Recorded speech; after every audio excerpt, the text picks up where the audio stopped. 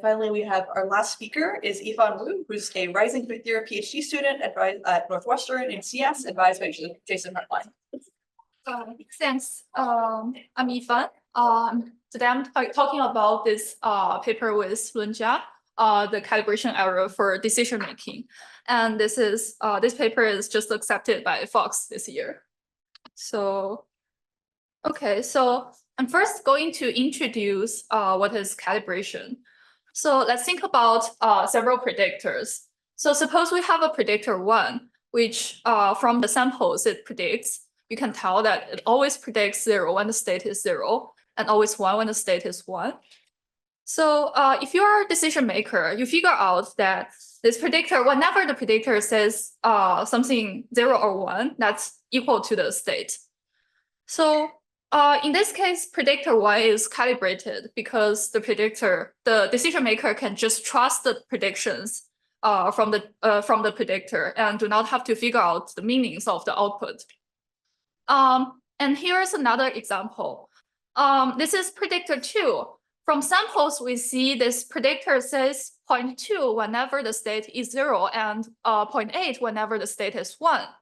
So the decision maker has to figure out the meaning of the prediction.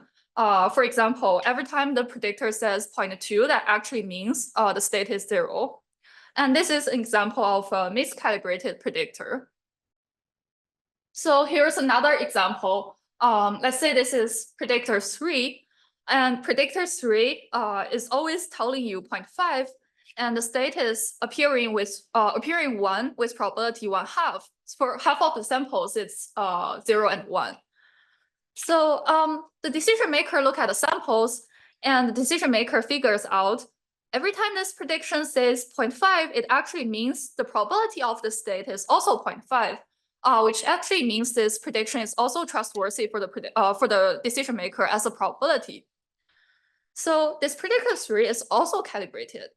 These are 3 examples. So people in the literature, people have had this confusion.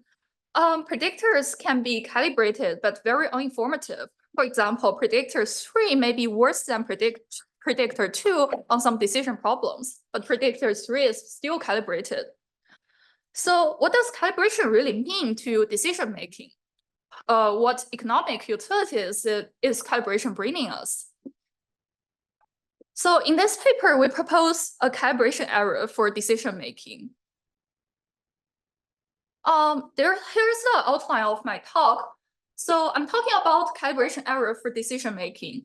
So in the first part, as the model for the problem, I'm going to talk about predictions for decision making and then calibration loss in decision making. And then I'm going to define our calibration error metric, which is the maximum calibration loss, and compare it to some previous calibration error metrics in the literature. And then I'm going to state our main result for our calibration loss. So for the first part, prediction for decision making. We want to understand what's the value of a prediction for decision making. So we focus on decision making. You can make predictions for fun, but in this talk, we are going to focus on decision making. So calibrated predictors generate trustworthy predictions to a decision maker. And that means, so this problem has 2 parts, the decision making part and the prediction part. So as a model for decision making, in a decision problem, a decision maker selects an action from an action set and a state realized. So the decision maker is going to receive a payoff that's a function of the action she selects and also the realized state. So the decision maker has to try to infer about the randomness, or has to like receive information about the state. And the payoff is something real valued. So the classic model for information without calibration is a Blackwell experiment in the economic literature. So the Blackwell experiment has a set of signals from a signal set, and it's specifying a joint distribution between the signal and the state. So there is correlation between the state and the signal. So the decision maker can, by receiving the signal, infer the distribution of the state. So after receiving the signal, the decision maker updates to the Bayesian posterior, which is the conditional distribution of the state conditioning on this signal, and apply a best response mapping, which is selecting the action that maximizes the expected payoff from decision making to this posterior distribution. So this is the classic model for information, and calibration basically requires if a prediction equals to its Bayesian posterior, then the decision maker can trust it without having to figure out what is the Bayesian posterior of that decision, of that prediction. So for some notational use in this talk, we will write best response payoff when you apply the best response mapping to a prediction as S sub U, where U is the payoff in a decision problem. And we want to make a note that this S is a proper scoring rule in information elicitation. So the definition of calibration is a predictor is perfectly calibrated if the distribution of the state, the posterior distribution of the state equals the prediction. So miscalibration can happen when predictors aren't Bayesian learners, like for example, algorithms or heuristics, neural networks. And also this can happen when a Bayesian learner has misspecified model or misspecified prior. So if we have a miscalibrated predictor, we can calibrate it and improve the payoff. So to calibrate it, in theory, you just view the prediction as a signal and map it to the Bayesian posterior. So on samples, suppose you have some samples of prediction and state, you basically count the number, the total number of times where suppose Q is predicted Ni times. And every time you predicted Q, the conditional empirical frequency is Q hat. This is the conditional empirical frequency of the true state. You map Q to its empirical posterior Qi hat, which is how you do empirical calibration. So I'm going to tell you what miscalibration is going to bring to the decision maker, which is the calibration loss in our paper. So suppose the decision maker receives predictions from a miscalibrated predictor, and now she best responds to it. She will suffer a loss instead of best responding to the Bayesian posterior of this miscalibrated predictor. And I'm going to illustrate this through an empirical study I previously had with my wonderful co-authors. So we're going to study the average payoff from a particular binary decision problem. So this purple is the payoff when you elicit probabilistic predictions from human and apply the best response to it. And we have the baseline benchmark, where the baseline is a Bayesian agent without a treatment, without relevant information to the state. And benchmark is the Bayesian agent with treatment. So you can see the human as miscalibrated predictors suffer a loss from the best they can do, which is the benchmark. However, if you calibrate their predictions, you're going to obtain the orange. So orange is obtained by doing empirical calibration over samples and still apply the best response function to humans' predictions. So this is telling us that decision loss you suffer in a decision problem can be decomposed into two parts.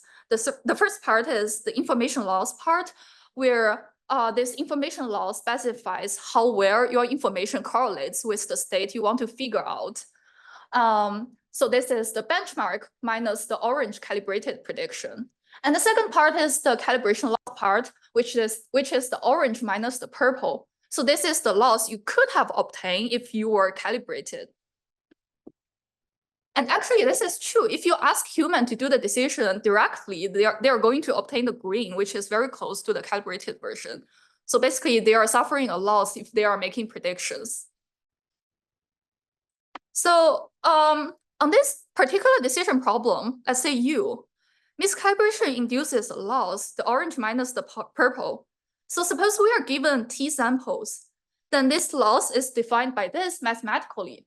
So on the right-hand side of the equation, the loss is calculated by, suppose you were allowed to swap your prediction to another prediction, then what is the best you could achieve, maximize over all these possible mappings, and minus the current payoff you're obtaining.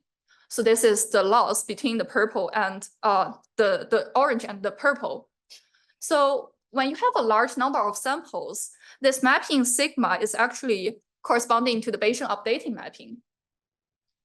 And I want to make a note that this calibration loss is actually a swap regret people talk about in literature. So I'm going to define our calibration error metric. This is defined based on the calibration loss I just introduced. So the definition of our calibration error metric is the maximum calibration loss, the worst case calibration loss over all possible decision problems with bounded payoff.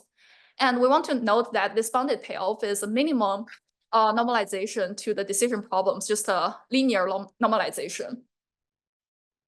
So previous paper, one of the first papers who started this literature make a note that calibration is achieved if and only if there is no calibration loss for all decision problems, meaning this prediction is trustworthy to all decision makers with all possible decision problems.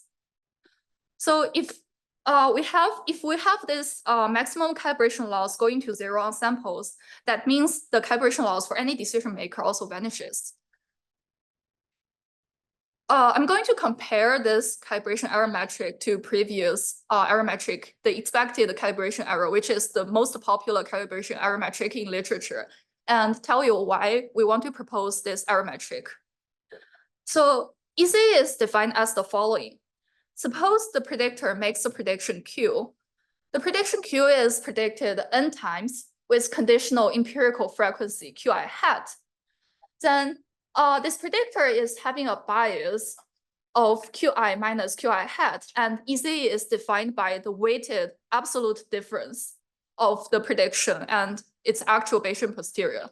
So we can see a predictor is perfectly calibrated if and only if this EC equals 0. However, there has been a discussion about ECE, and one of them is ECE is not related to decision payoff. And I'm going to show you this by example. So let's consider this example where you have a miscalibrated predictor and a binary action decision problem. The thing I'm going to tell you is on this decision problem, ECE is very different from the calibration loss you are going to suffer on this decision problem. So suppose the decision maker faces a binary decision problem with binary actions, and the utility is and binary states. The utility function is you want to match the state.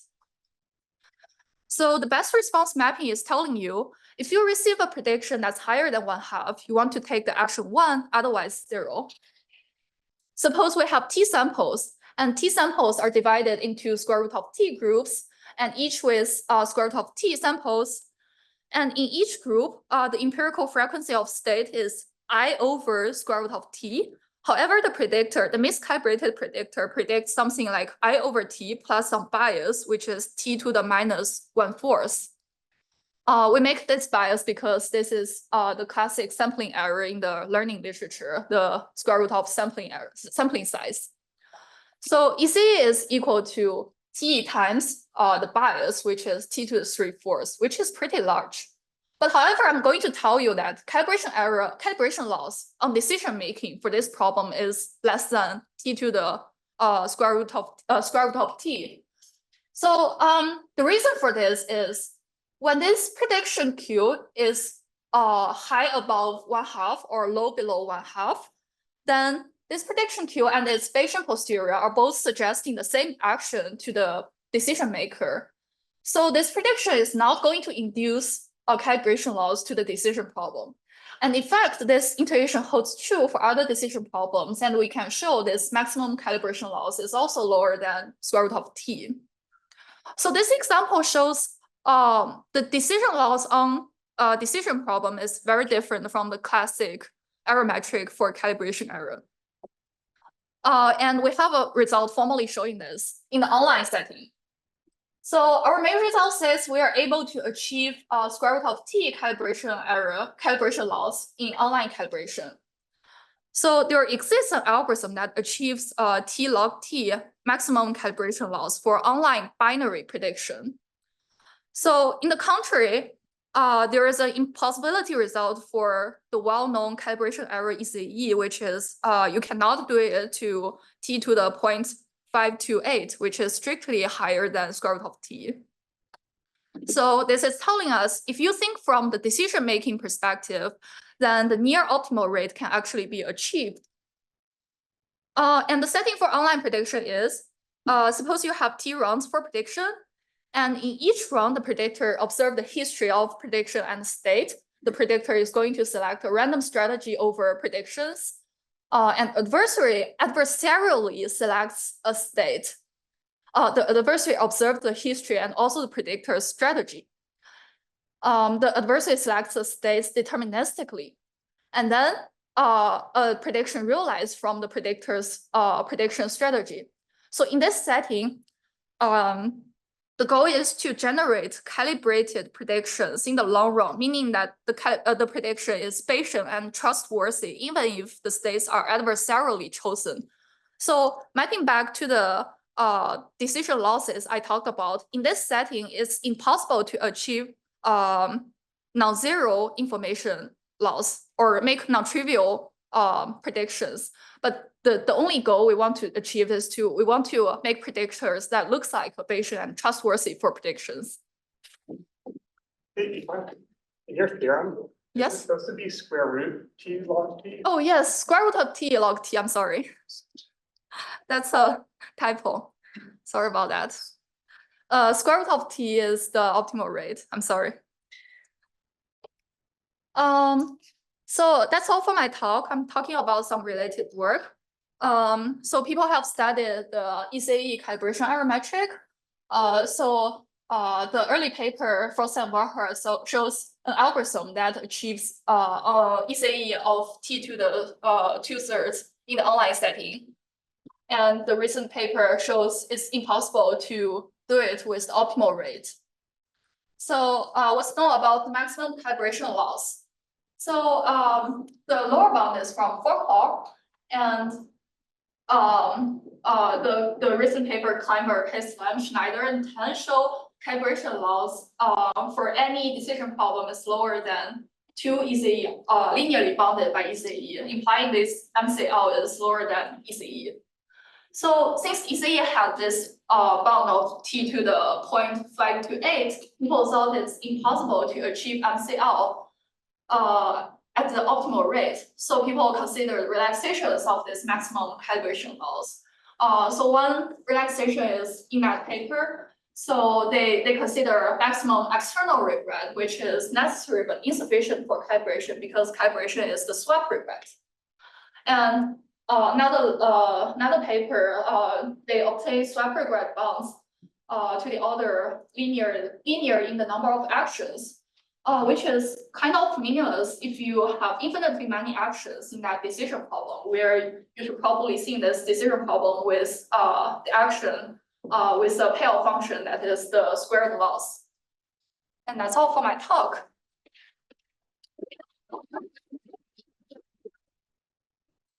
We'll have time for a couple of questions. We'll have some.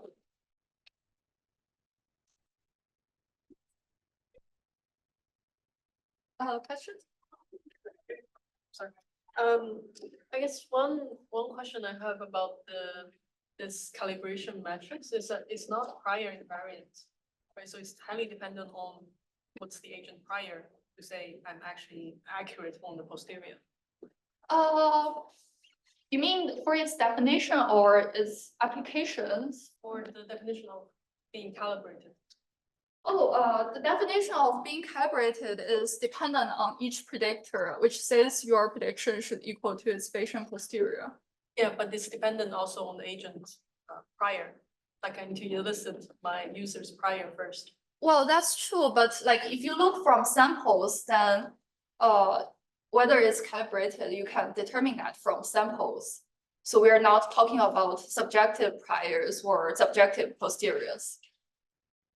Okay.